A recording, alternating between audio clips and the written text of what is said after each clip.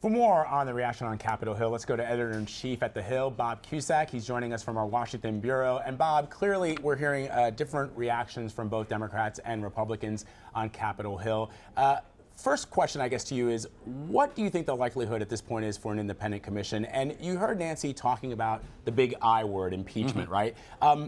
There was an op-ed in the New York Times today from Ross Douthat where he said that may be very difficult. There have only been two presidents that have been impeached, Bill Clinton and Andrew Johnson, the 17th president of the United States. But 25th Amendment, maybe take us through that. Yeah, well, the 25th Amendment is something where is talked about when presidents are injured or very sick, and you can force out the president in that way. Now, there has been a lot of talk about the 25th Amendment this morning, and as you mentioned, the I word, some Republicans think, well, that would be an easier way to kind of push Trump out, that he's just mentally not there, and that's something the Democrats have said publicly a lot. I think that the chances of an independent commission at this point still are under 50-50. There are some Republicans who do support it. I think, honestly, it's going to be when James Comey does testify, and he has indicated through his people that he wants to publicly talk, so in public testimony, I think he's going to be asked that question. He's going to be asked a lot of questions. Should there be a special counsel or independent commission? And I would imagine James Comey is going to say the FBI is doing its investigation. It will move forward, and there is no need for that. And that could actually hurt the chances of an independent commission. But as you know, there's been bombshells after bombshells, and every day is different, and the story and politics can change very quickly.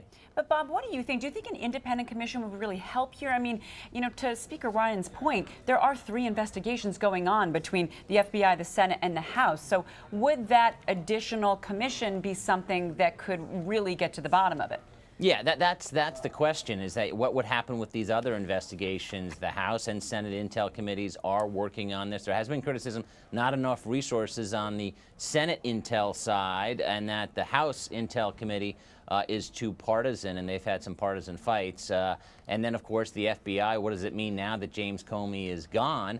I honestly think that if Trump did try to get rid of Comey, to get rid of the investigation, that was an unwise move if he was thinking that. I think now the FBI is more intent to move forward and find out exactly what happened. I think they're more going after possibly Trump because of the way that Comey was dismissed. Remember, he found out via television that he was fired. All right, Bob, let's talk about something that seems to have been drowned out by some of the fallout from this Comey memo. The week's other scandal, the president allegedly sharing classified information with Russian diplomats. But now, Vladimir Putin, Russia's president, is saying he's willing to give the United States Congress a transcript of that meeting. What do you make of that offer, and how are lawmakers reacting? It's fascinating of that news that broke overnight, and certainly there have been a lot of discussions about the bromance between Putin and Russia. The U.S. has not lifted sanctions on Russia despite the whole Michael Flynn controversy. So there also has been some tension between the countries. But Putin and Trump, it's very interesting that Putin is basically looking to kind of come to Trump's rescue. The problem here is that what will that transcript say, and will people trust it, that there was some stuff deleted out? So I don't think that's going to be too much of a game changer in this debate.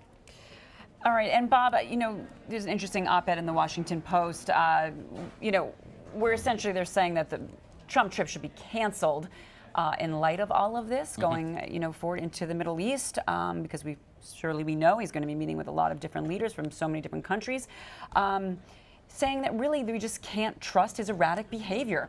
What do you think about that? Is that something that you're hearing sort of trickle down? There has been speculation about this this trip being canceled, but honestly, I don't think it's going to happen. I think that would be a bigger news event that the White House wants to avoid. And in a way, if I were advising Trump, I would say, listen, it's good to get him out of the country. What is he going to do here? He's just going to be watching television of these scandals and impeachment, and that's only going to upset him more. Remember, since this recent Comey news came out yesterday, the White House has basically gone completely silent. We haven't heard any thing from the White House press secretary, other than that the New York Times story is false.